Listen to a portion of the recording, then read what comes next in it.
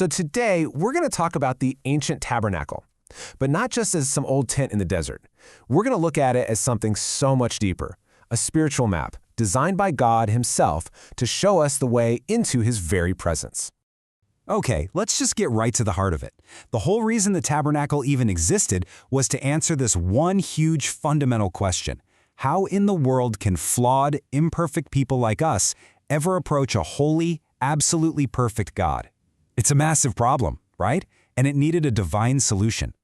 And that solution wasn't just a bunch of random suggestions. No, God gave a complete, incredibly detailed system. This was not a choose-your-own-adventure kind of thing. It was God's prescribed way, a very specific, meaningful process for anyone who wanted to draw near to him. And that process is laid out like a journey inward, with 3 main stops. We start in the outer court. That's all about atonement. From there, we move into the holy place, a place of fellowship. And finally, we get to the destination, the most holy place, which is all about being in God's presence. That's our roadmap for this whole explainer. So let's start that journey. The second you walk through the gates, you're in what's called the outer court. And the very first thing you learn here is that you can't go any further until the problem of sin is taken care of. This is the place of atonement. And bam, the first thing you see, you literally can't miss it, is the bronze altar. It's this big, imposing thing, always smoking. It's a powerful symbol of judgment, sacrifice, and substitution. If we look at the details, it was made of wood but covered in bronze, and bronze in the Bible is often linked with judgment. And that fire on top, it never went out. Its purpose was crystal clear. This is where the sacrifice for sin was made. This really gets to the core principle of this whole area. The book of Hebrews nails it when it says, "Without the shedding of blood, there is no forgiveness." The bronze altar is where that principle became real. A life had to be given as a substitute for the sinner. Okay, so after the sacrifice at the altar, the next thing you come to on this path is the bronze laver. If the altar was about dealing with the penalty of sin, this thing was all about cleansing and purification. And get this, the material for the laver was actually made from the polished bronze mirrors of the women of Israel. How incredible is that? It was literally a place of reflection. It was filled with water, and the priests had to wash there before they could go any further. It was mandatory. So the takeaway from this first stop is huge, and it's really clear. Before you can even think about getting closer to God, 2 things have to happen, no exceptions. A sacrifice must be made for sin, and you have to be cleansed. All right, now that the priest has been cleansed, he can actually enter the tent structure itself. This is our next stop, the holy place. This is a place for an ongoing relationship, for fellowship with God. We're going deeper now. Inside, there's no natural sunlight. Instead, the whole room is lit by the glow from 3 key pieces of furniture, all made of pure gold. You've got the golden lampstand, the table of showbread, and the altar of incense. And each one has a special job to do. You know, each of these things represents something essential for a walk with God. The lampstand gives his divine light so you can see.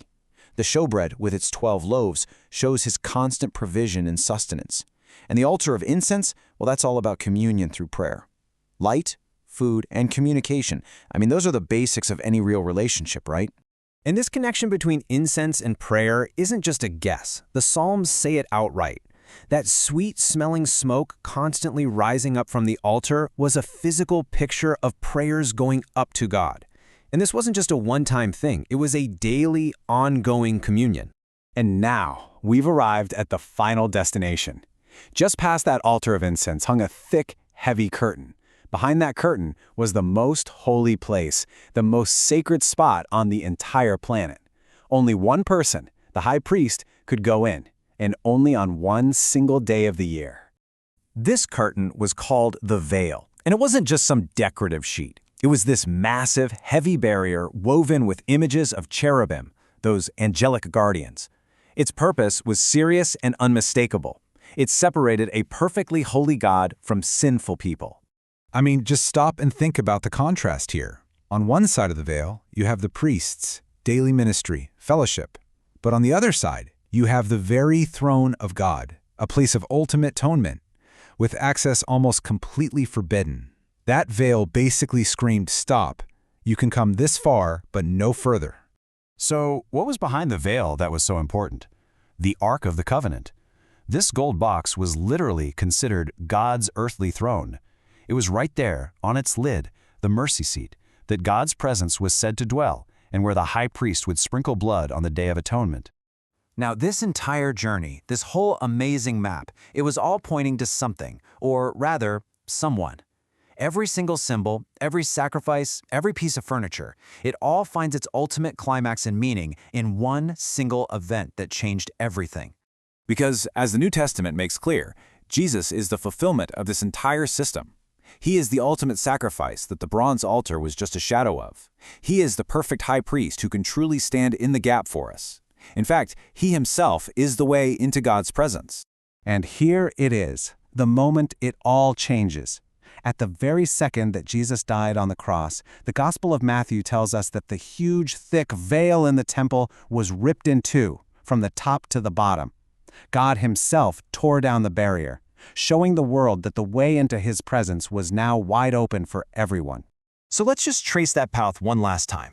It's such a clear spiritual progression. You start with atonement at the altar, then cleansing at the laver. That qualifies you for fellowship in the holy place. And the final destination is direct access to God's presence in the most holy place. You see, the tabernacle was a physical map that helped ancient Israel understand how to approach God. That map has now been fulfilled. The path has been thrown wide open. So that leaves us with one final, pretty important question. The map shows us a path. What does this journey mean for you today?